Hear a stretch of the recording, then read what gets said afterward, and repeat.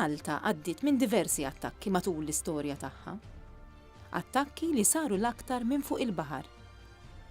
Iżda matul it-tieni gwerra dinjija, Malta sfat attakkata wkoll mill-ajru u minħabba f'hekk il-vittmi kienu ferm akbar minn qatt qabel.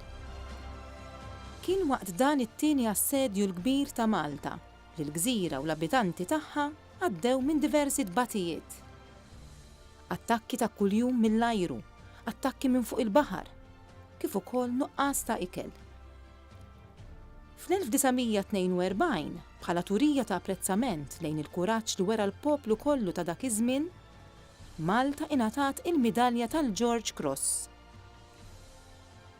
Qrib l-anniversarju tal-50 sena mill-logħti ta' dan l-unur għal Malta u għal Maltin li ġġieldu ddefendew matul dak il-perjodu, l-Assoċjazzjoni George Cross Island Association ħadu l-inizjattiva biex jikkommemoraw dan l-avveniment b'mafkar imponenti. Il-mafkar riedu li jkun qiegħed jirrappreżenta lil dawk kollha li ħallew ħajjithom fil-qagħdi ta' dmirhom u għad-difiża tad-demokrazija. Id-disinn tal-mafkar ingħata f'idejn il-perit Ingliż Michael Sandel. Il-pożizzjoni magħżula fejn kien se jitwaqqaf il-mafkar għen ħafna ħalli l-perit ikun jista' jaħdem biex jiġri l-istess kunċett li huwa kellu mal-lokalità. Naraw li l-mafkar huwa maqsum f'żewġ partijiet. Għandek il-bini prinċipali huwa forma ta' tempju neoklassiku ellittiku, hemm imbagħad 10 pilastri li qegħdin iżommu l-istruttura. Fin-nofs imbagħad qampina kbira li hija l-akbar qampina li nsibu f'Malta. Dan il-bini jinsab fuq bażi li għandha l-forma tagħha spirata mill-istess George Cross. Il-qampina ddoqq kuljum f'nofsinhar u hija melodjuża ħafna. Il-ħoss ta' din il-qampina jinstema' minn madwar il-port il-kbir u bekk ikun qiegħed jagħti tislima lil dawk kollha li ħallew ħajjithom, speċjalment dawk li kienu jbaħħru u jaħdmu fuq il-baħar. Il-qampina saret mill-fonderija famuża John Taylor tal-Ingilterra. Hemm ukoll iskrizzjoni mad-dawra tal-qampina u hija kwotazzjoni tas-Salm 140 li jgħid: Sidi Mulej, fortizza tas-salvazzjoni tiegħi, inti l-lata ta' rasi f'jum it-taqbida.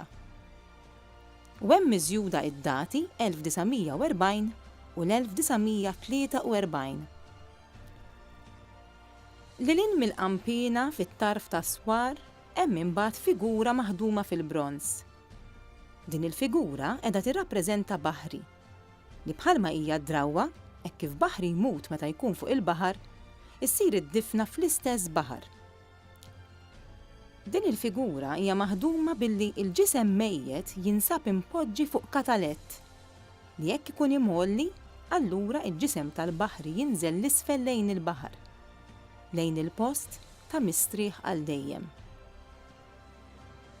Wara li ntemm ix-xogħol fuq dan il-mafkar ferm sinifikattiv, iċ-ċerimonja għall-kxif tiegħu kellha tkun ċerimonja importanti. Kien hemm preżenti diversi nies distinti fosthom ir-Reġina Elisabetta II tal-Ingilterra u l-Kap tal-Commonwealth. Il-kxif tal-mafkar sar mir-Reġina stess, flimkien mal-President ta' Malta ta' dak iż-żmien, Dr. Censu Tabone. Illum il-ġurnata il-mafkar huwa prominenti. Kull min ikun dieħel fil-port il-kbir jara dan il-mafkar u għandu mnejn jisma' d-daqq tal-qampina wkoll. Tifkira ferm simbolika u sabiħa għal dawk kollha li ħallew ħajjithom fit-taqbida matul it-tieni gwerra dinjija.